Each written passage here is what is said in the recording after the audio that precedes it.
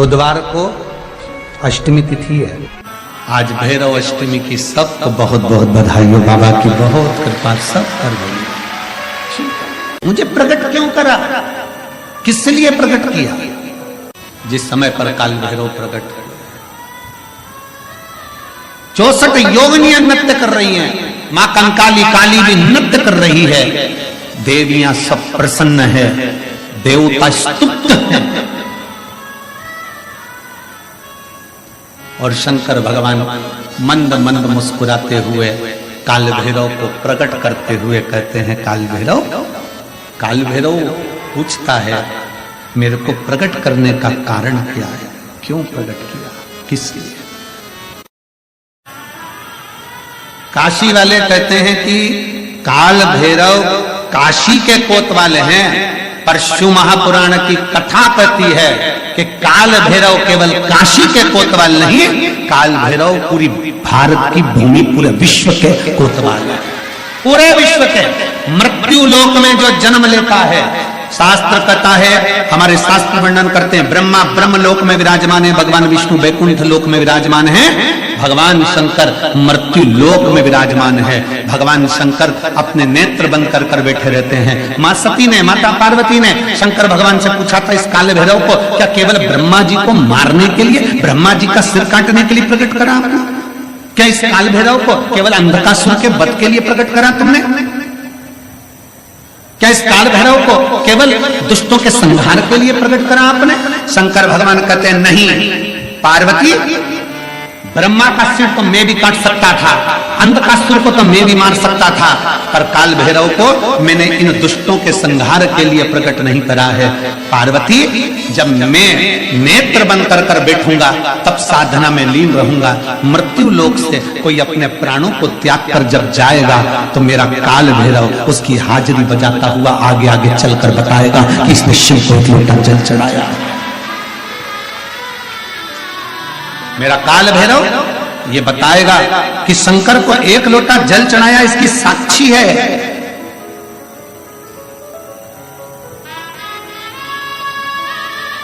इसकी साक्षी है।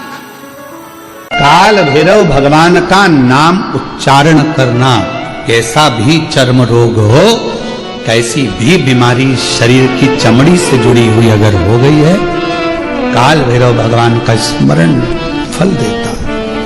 भैरव भगवान का नाम लेकर जल समर्पित कर कर, मां भैरवी का स्मरण कर कर जल की धार का स्मरण। शिव शंकर, यह शिवलिंग है, यह जलाधारी है। जब जल चढ़ाएं, दक्षिण में खड़े होंगे, जहां पानी बहता है वो उत्तर में जाता है। शिव जी का जो पानी है वो बहकर कहां जाता है? उत्तर में। तो जहां से पानी बहता है उसके ठीक विपरीत में खड़े होकर बैठकर आप शिव जी को यहां जल चढ़ाएं। ओम भैरवाय नमः। शिव भैरव का नाम लेकर जल समर्पित करें। मां भैरवी का नाम लेकर यहीं से जल की धार यहां चढ़े। जो जलाधारी है गोल चौकोर, जो भी जलाधारी आपके पास के मंदिर में, वहां भैरवी का, मां भैरवी का नाम लेकर, पहले बाबा का भैरव शिव का नाम लेकर यहां, और मां भैरवी का नाम लेकर यहां जल समर्पित करें। जो जल चढ़ता है उसी जल का प्रोक्षण अपने शरीर पर करें, या थोड़ा सा झेल कर लाकर उसको पूरे जहां जहां तकलीफ है पूरे शरीर में लगाना प्रारंभ करें। डॉक्टर की दवाई भी खाते रहें, इलाज भी कराते रहें, और साथ में ये बाबा भैरव का नाम भी लेते रहें। आराम लगेगा, होगा। शिव तत्व की प्राप्ति का सुख है। भगवान भैरवनाथ का स्मरण। लोग कहें कि कई लोग कहते हैं शंकर जी अलग हैं, भैरव अलग हैं, कोई कहता है शिव अलग हैं, भैरव अलग हैं, कोई कहता है जगत जननी दुर्गा अलग है, भैरवी अलग। ना ना ना, ये व्यर्थ की बातों में आप मत पड़िए। शिव महापुराण, हमारी बात पर भरोसा नहीं तो शिव महापुराण की कथा लेकर आओ, गीता प्रेस गोरखपुर की, और शिव महापुराण की कथा को हिंदी में अपने घर में रहकर जब फुर्सत मिले तब पढ़ो, तो आपको ज्ञात हो जाएगा कि भैरव अलग नहीं है, शंकर का एक रूप काल भैरव के रूप में। बुधवार को अष्टमी पड़ रही है, दुर्वाष्टमी, और बुधवार के दिन पड़ रही है, बहुत कम पड़ती है। निवेदन है आपसे, जिन लड़के और लड़की का विवाह नहीं होता हो, बुधवार के दिन जब अष्टमी पड़े, महाराज एक हाथ में हरी मूंग लेकर उसमें 7 दुर्वा हाथ में लेकर चंद्रमा के ऊपर से छत पर जाकर 7 बार उतार कर जो गणेश जी के मंदिर में विवाह की कामना कर कर चढ़ा देते हैं, शास्त्र कहता है उसका विवाह 4 महीने के अंदर पक्का हो जाता है।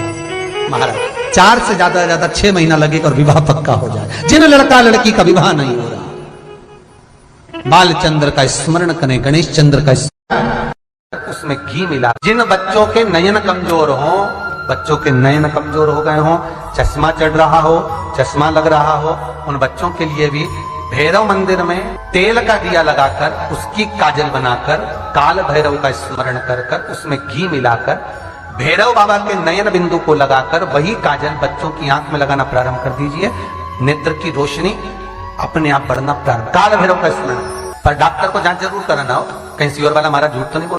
बुधवार के दिन, अष्टमी तिथि के दिन ये दुर्वा जो मुझे देगा वो वैभव प्राप्त करेगा, जो दुर्वा मुझे समर्पित करेगा उसके जीवन में रोग दूर हटेगा। शंकर भगवान कहते हैं गणेश ये दुर्वा बुधवार के दिन, अष्टमी तिथि के दिन, जो अष्टमी बुधवार इस बार पड़ रहा है उस दिन समर्पित। गणेश जी महाराज ने कश्यप ऋषि, बुधवार के दिन अगर अष्टमी पड़ जाए, ऐसी कोई बीमारी नहीं जिसका इलाज ना हो पाए, करिए।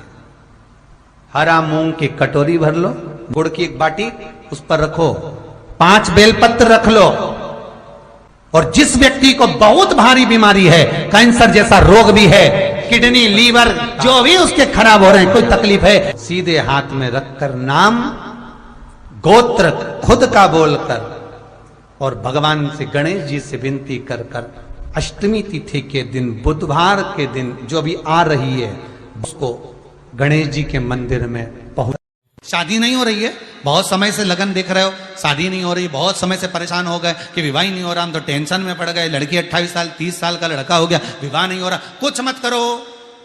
अष्टमी तिथि आए तो अशोक सुंदरी वाली जो जगह है वहां पर हल्दी की 7 बिंदियां लगा दो, लड़का लड़की का हाथ उस बिंदी पर रखवा दो, उसका नाम गोत्र बोलो, उसी हल्दी में उसके हाथ पीला करवा दो और पीपल के पेड़ पर उस हाथ के 5 छापे पड़वा दो, 3 महीने में विवाह पक्का हो जाता है।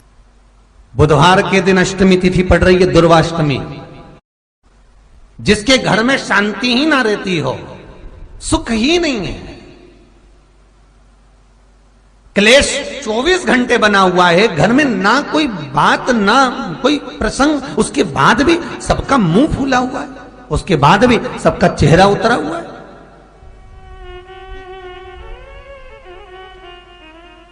जिस घर में सुख और शांति ये दोनों चीजें नहीं हैं, वो निवेदन है लाल वस्त्र में लाल फूल रखकर उसमें थोड़ा धना, धना जानते हो, वो खड़ा धना आता है, धना पाउडर नहीं, धना हरा धना, और 5 गोल सुपारी, जो गोल सुपारी होती है पूजन वाली सुपारी, 5 पूजन वाली सुपारी, 5 बेलपत्र इस लाल वस्त्र में रखकर घर के मध्य भाग में पूरे घर का केंद्र बिंदु मिला लो, पूरे घर का नाभि कोण मिला लो, पूरे घर का नाभि स्थल मध्य स्थल मिलाकर वहां पटे पर रखकर कुंकू चावल से पूजन कर कर उस पर 3 बार पानी को फेर कर भगवान श्री गणेश जी महाराज के मंदिर में बिना बोले जो रखकर आ जाता है, उसके घर में कभी क्लेश नहीं होता, सुख और शांति ये दोनों प्रवेश कर जाती है। बुधवार की अष्टमी के दिन महाराज भगवान शंकर का शिवलिंग बेलपत्री के पेड़ के नीचे बनाना, साथ में गोबर के विनायक बनाना, गोबर का गणेश, और गोबर का गणेश बनाकर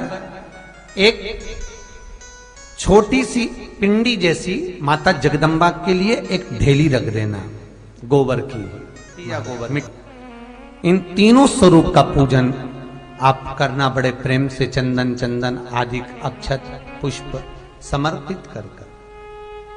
कच्चा दूध तीनों पर चढ़ाना, दही तीनों पर चढ़ाना, शहद तीनों पर चढ़ाना, घी तीनों पर चढ़ाना, शक्कर तीनों पर चढ़ाना।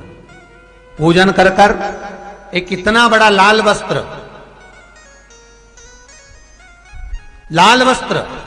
उस लाल वस्त्र पर अपने हाथ के छापे बनाकर कामना कर कर कि हम पति पत्नी में कभी झगड़ा ना हो, प्रेम बढ़े, क्लेश ना हो, आनंद बढ़े, छापे लगाकर उस वस्त्र से उन मूर्तियों को ढाक देना। पूजन कर कर घी का दिया लगाकर ढाक दीजिए।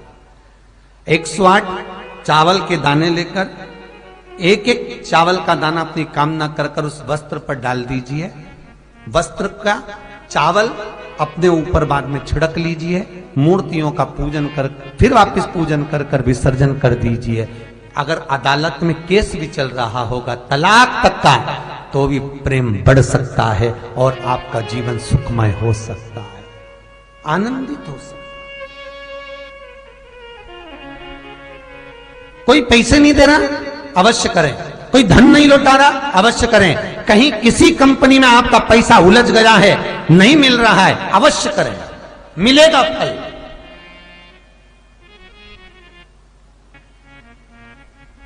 लाखों रुपए डूब रहे हैं, एक बार करने में क्या जाता है, निकल आएगा पैसा। कामना कर कर कर वो सियोर वाला महाराज कहता है कथा में, चिल्ला चिल्ला कर बोलता है कि शंकर पर विश्वास कर कर देखो, और कथा सुनकर हम पूजन कर रहे हैं। विश्वास रखना, भगवान करेगा पूरा, पर विश्वास रख कर करो। किसी भी अष्टमी तिथि को 12 महीने में शुक्ल पक्ष कृष्ण पक्ष की अष्टमी तिथि पड़ती है।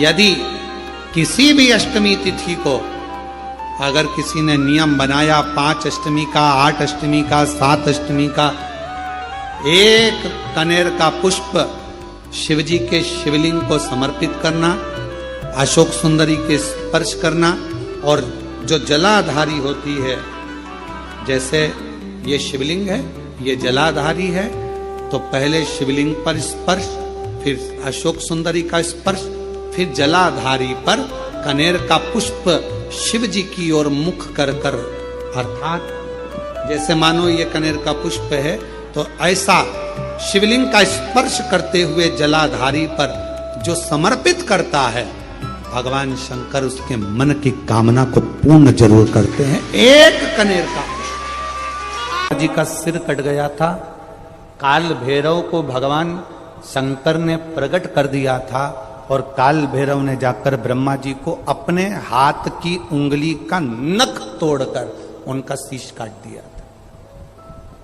काल भैरव, जब काल भैरव ने शीश काट दिया, शीश कट गया,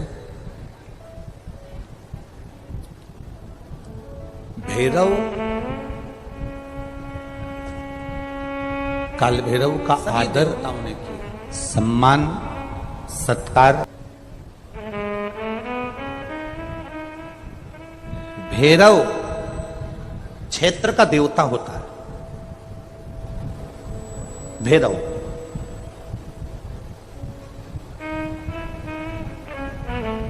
64 तरह के भैरव होते हैं। कितने तरह के? 64।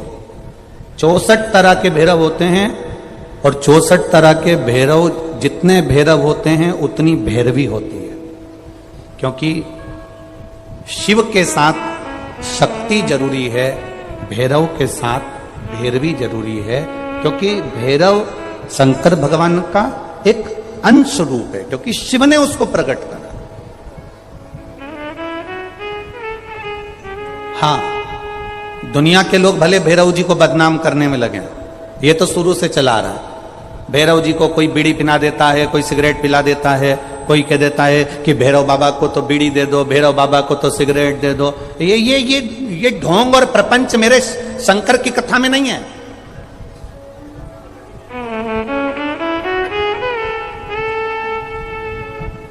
शिव का एक अंश है भैरव।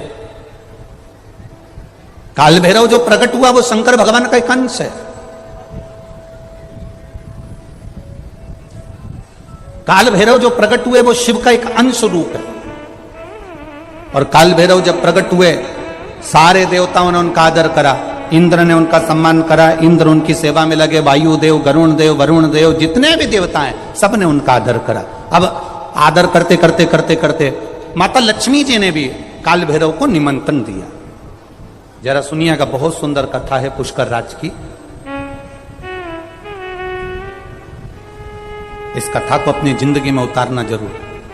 काल भैरव का निमंत्रण माता लक्ष्मी जी ने दिया और माता लक्ष्मी जी ने काल भैरव को निमंत्रण दिया कि काल भैरव आप बैकुंठ में पधारो और बैकुंठ की भूमि को आप पधार कर आनंदित करिए। तो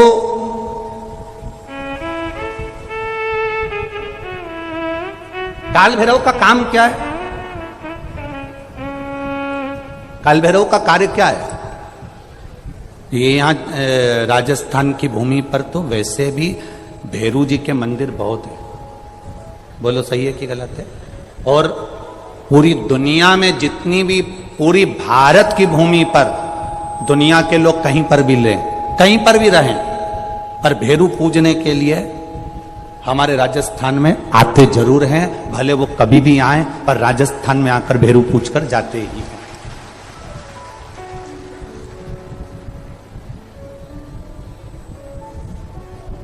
भैरव का काम क्या है? शंकर भगवान ने क्या केवल एक ब्रह्मा जी का सिर काटने के लिए काल भैरव को प्रकट करा? केवल एक कार्य के लिए ब्रह्मा जी ने, भगवान शिव जी ने काल भैरव को प्रकट करा? केवल एक काम के लिए? नहीं। मेरा भोलेनाथ एक कार्य के लिए काल भैरव को कभी प्रकट नहीं कर सकता, क्योंकि मेरे भोलेनाथ ने जब जब जो काम किया है वो संपूर्ण ब्रह्मांड के कल्याण के लिए किया है। इसलिए ब्रह्मा के सिर काटने के लिए, अकेले केवल ब्रह्मा का सिर काटने के लिए भगवान काल भैरव को प्रकट नहीं कर सकते। तब काल भैरव के प्रकट होने का कारण क्या है? भैरव के प्रकट होने का कारण क्या है? भैरू जी के प्रकट होने का कारण क्या है? भैरव प्रकट क्यों हुए हैं? तो शंकर भगवान जब काल भैरव जब नारायण के यहां बैकुंठ में गए और भगवान बैकुंठ में जब पहुंचे तो लक्ष्मी जी ने भगवान नारायण से पूछा, प्रभु मेरे मन के संशय को मिटाइए, ये भैरव प्रकट क्यों हुए हैं? केवल ब्रह्मा का सिर काटने के लिए?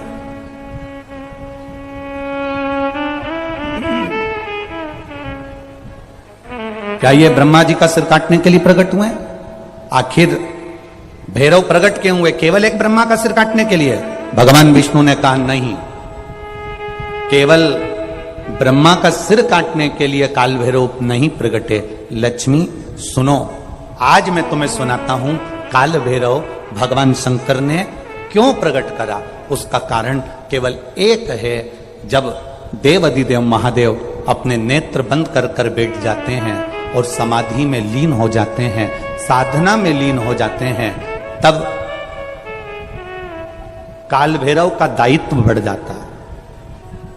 भैरव का दायित्व बढ़ जाता है। और भैरव का क्या दायित्व बढ़ता है? तो सुनो लक्ष्मी, भैरव का दायित्व यह बढ़ जाता है कि जो शंकर के शिवालय में पहुंचता है, जो शंकर के शिवालय में पांव रखता है, जो शंकर के शिवालय रखते देहली से जब अंदर जाता है और शिवालय में शंकर भगवान के शिवलिंग की आराधना करता है, जल चढ़ाता है, शमी पत्र चढ़ाता है, बेलपत्र चढ़ाता है, कमल पुष्प चढ़ाता है, भगवान की श्रृंगार कर कर चंदन अबीर गंध से जो पूजन करता है भगवान की, जब वो अंदर प्रवेश करता है तो भैरव का दायित्व ये हो जाता है कि उसके दुख को भैरव उसी समय पर भक्षण कर लेता है और उसको सुख देकर भेज दे। हनुमान जी कौन है? शिव का। हम हनुमान जी को अलग नहीं मान सकते। शंकर ही हनुमान है और हनुमान ही शंकर है, दोनों में कोई भेद, हम उसको अलग नहीं मान सकते। दुनिया भले भेद करे वो अपनी जगह पर हमारी व्यासपीठ ये भेद करना नहीं सिखाती। हमारी व्यासपीठ तो कहती है राम ही शिव है, शिव ही राम है, दत्त ही शिव है, शिव ही दत्त, कृष्ण ही शिव है, शिव ही विष्णु ही शिव है, शिव ही विष्णु, सब एक में नजर आ रहा है। और सारे तीर्थ धाम आपके चरणों में, हे भोलेनाथ प्रणाम आपके चरणों में। शिव के अंतर्गत सब समान सारा। यहां शिव से अलग कुछ नहीं। जब ब्रह्मा जी झूठ बोल दिए,